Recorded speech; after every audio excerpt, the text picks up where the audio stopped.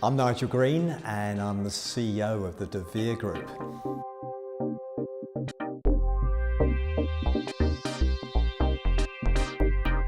It's been an incredible year for scrutiny. It's been change from a taxation point of view.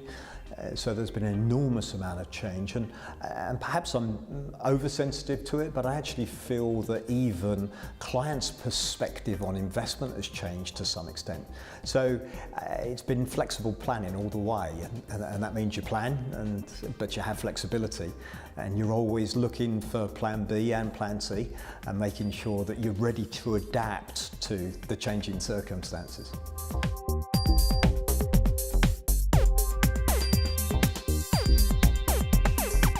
Some things are easier to deal with than others. Regulatory changes are perhaps the biggest challenge of all the things that you mentioned. Although the 25% tax on cure-ops did mean that there were some significant changes needed very, very quickly. So all of those things you have to remove yourself, if I can put it that way.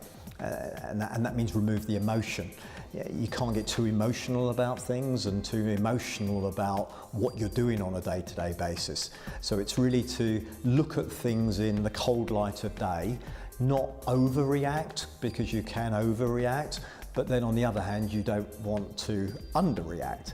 So yeah, very, very fine line, and something that takes a lot of soul searching and analysis, sometimes of yourself as well as of the marketplace.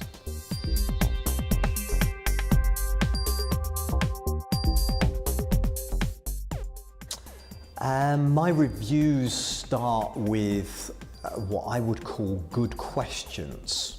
So rather than review the business, what I first of all do is I ask myself good questions.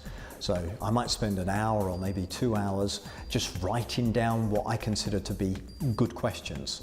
So, a good question may be, where do you think the business is going to be in 5 years' time?